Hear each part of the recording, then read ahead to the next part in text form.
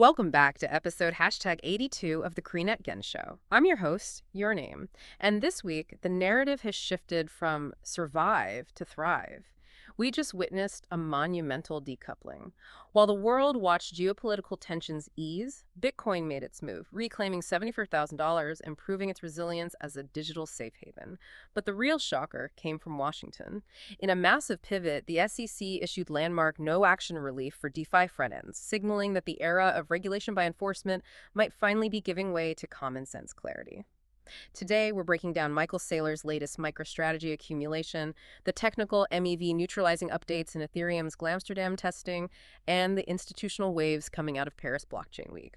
We'll also look at the massive token unlocks for StarkNet and TON, and the latest research from MIT on the evolution of the Lightning Network. The regulatory chains are loosening, and the bulls are back in charge. Let's dive into the top 10. Yeah, so starting right off with that decoupling you just mentioned, I mean, you usually expect a high beta asset to drop when geopolitical tensions cool down. Right, totally. But Bitcoin just, well, it completely ignored the tech stock playbook and surged past 74,000. It's actively being priced as a digital safe haven by the market. Yeah, but that didn't just happen randomly. It aligns perfectly with that massive SEC no-action relief for DeFi front ends like Uniswap. Exactly. The timing there is, like, huge. It really is. To me, it feels exactly like net neutrality. Like you wouldn't hold a web browser legally responsible for the sketchy websites someone visits, right? No, of course not. By protecting the neutral interface, the SEC is basically saying they won't hold developers liable just for building the tools. Yeah, which is exactly what traditional finance needed to hear. I mean, illegal ambiguity is basically kryptonite for institutions. By clarifying that these interfaces aren't, unregistered brokers, the SEC gave them a massive green light. Which totally explains why MicroStrategy is aggressively buying again. Shrinking the liquid supply means fewer coins on exchanges, so the price naturally goes up. Absolutely. And we're seeing it in Europe, too. Like at Paris Blockchain Week, central banks are actively piloting hybrid CBDCs. They're trying to blend government money with private stablecoin efficiency. Grayscale is even looking at AI agent protocols that can trade autonomously for you. Oh, wow. So the big players are really moving in. But, if they do, the underlying tech has to be able to handle it. They won't use infrastructure that bottlenecks. Right. The plumbing desperately needs an overhaul. Which brings us to Ethereum's Glamsterdam upgrade testing on the Sepolia testnet. They are finally tackling MEV. That's the maximal extractable value tax, right? Where validators basically peek at your pending transaction and, jump the line to steal your arbitrage profit. Yeah, it's basically front-running. But this new EPBS update stops it by separating the people who build the blocks from the people who propose them. Okay, wait. If the proposer can't see the specific order of your transactions, they just can't front-run you. It forces a level playing field. That's a huge win for the user. And Bitcoin's plumbing is getting an upgrade, too. MIT just showed off asynchronous payments for the Lightning Network.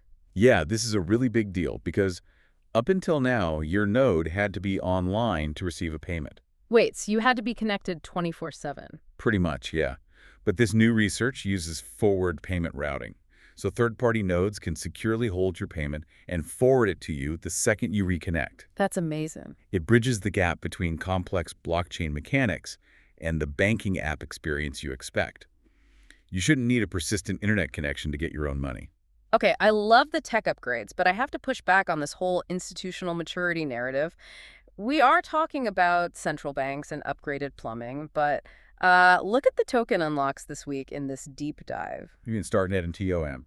Exactly. StarkNet just released over 1% of its supply, and TON unlocked $44 million worth. That suddenly floods the market and actively suppresses the price.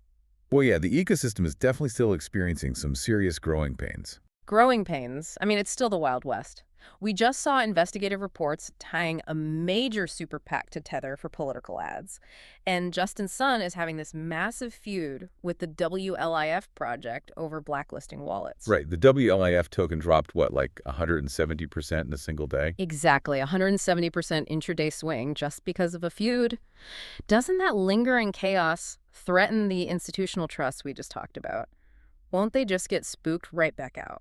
You'd think so, but honestly, institutions are getting really good at compartmentalizing risk. Think of it like a developing city. The base layers like Bitcoin and Ethereum are the paved highways and power grids. Right, they are secure and tested. Exactly. But the niche DeFi protocols, the meme coins, the Paxies, those are just the pop-up shops on the edge of town. Institutions are investing heavily in the grid, knowing full well the pop-up shops are chaotic. Ah. They just price that specific volatility in.